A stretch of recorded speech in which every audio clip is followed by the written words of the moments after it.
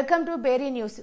18 డిమాండ్లతో బీసీ రణబేరి మహాసభ. ఆర్ కృష్ణయ్య, బీసీ ఐక్యవేదిక తెలంగాణ రాష్ట్ర అధ్యక్షులు బేరి రామచందర్ యాదవ్, బీసీ సంక్షేమ సంఘం జాతీయ అధ్యక్షులు ఆర్ కృష్ణయ్య 18 డిమాండ్లతో బీసీ రణబేరి మహాసభ నిర్వహించనున్నట్లు తెలిపారు. ఈ సభకు అన్ని పార్టీల నేతలను ఆహ్వానిస్తున్నట్లు తెలిపారు. ప్రైవేట్ రంగంలోనూ బీసీలకు రిజర్వేషన్లు కల్పించాలని డిమాండ్ చేశారు. పార్లమెంటులో బీసీ బిల్లు పెట్టి చట్టసభలో బీసీలకు 50% రిజర్వేషన్లు అమలు చేయాలన్నారు. కేంద్రం చేపట్టబోయే గణనలోని కులగణన చేపట్టాలని విజ్ఞప్తి చేశారు. ఈ సందర్భంగా బేరి రామచందర్ యాదవ్ మాట్లాడుతూ బీసీలకు 75 ఏళ్లకు పైగా ఈ దేశంలో అన్యాయం జరుగుతుంది. బీసీల డిమాండ్లు పరిష్కరించేంత వరకు ఈ రణబేరి గ్రామాన కొనసాగుతూనే ఉంటుందన్నారు. బీసీల హక్కుల కోసం ఉద్యమాల్లో పాల్గొని నాయకత్వాన్ని పెంపొందించుకొని ప్రజాప్రతినిధులుగా ఎదగాలని కోరారు. బీసీలకు 27% రిజర్వేషన్లు కాకుండా జనాభా ప్రాతిపదికన 50% ఇవ్వాలని అన్నారు.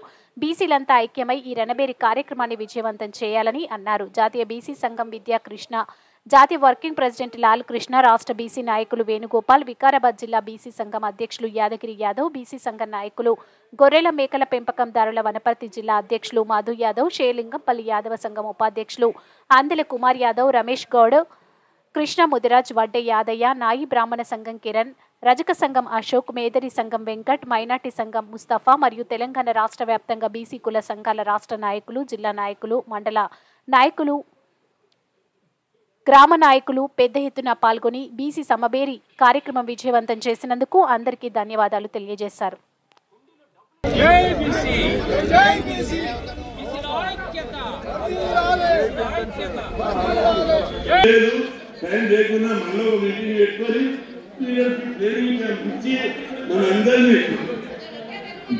మనందరినీ మీరు కలలు కంటున్నటువంటి బీసీ రాజ్యం ఎంతో దూరం లేదు, తప్పనిసరి వస్తుందని అందుకోసం ప్రతి ఒక్కరు కృషి చేయాలి.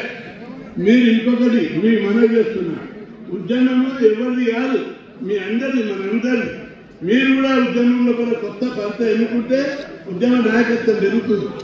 కాబట్టి కృష్ణవేణి ఉద్యమం చేయాలి, నీల వెంకటేశ్వర ఉద్యమం చేయాలి. రామకృష్ణ ప్రధానమంత్రి మీద కేసు వేసింది. అయితే ఏంటి ప్రధానమంత్రి ఆ కేసు ఏమంటే అందరూ భయపడ్డారు. ఆయన ఏమిచ్చిండు, జనాభా లెక్క తీయాలి. అది ఎంత గుండె ధైర్యమని, ఎంత దమ్మున్నాడు కావాలి. రామకృష్ణ సుప్రీంకోర్టులో కేసు వేసి ప్రధానమంత్రిని అక్కడ బోర్డు నిలబెడుతున్నాడు.